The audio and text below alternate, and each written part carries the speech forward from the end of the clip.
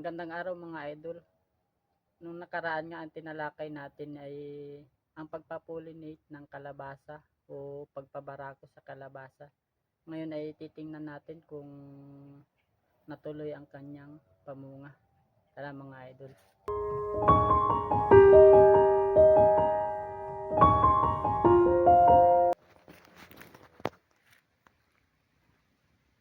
Ayan, ito na nga ang bunga. Ito yung pinabarakuhan natin o pinulinate natin yung kanyang mga bulaklak nung nakaraang linggo. Ayan, nagdire-diretso na siyang namunga.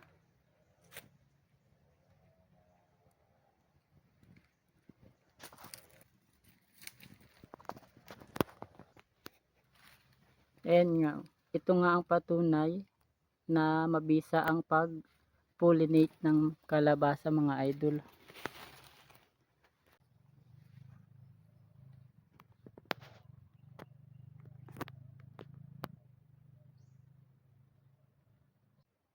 Ayan yung mga idol.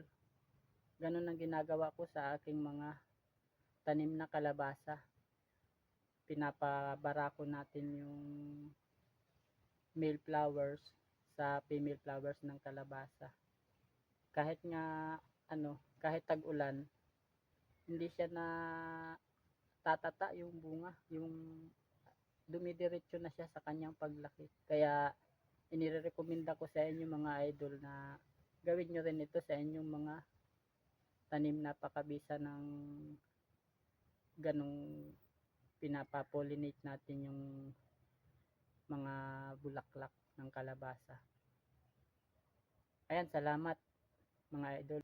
Please like and share naman dyan. Para sa inyong mga katanungan, punta lang kayo sa comment section.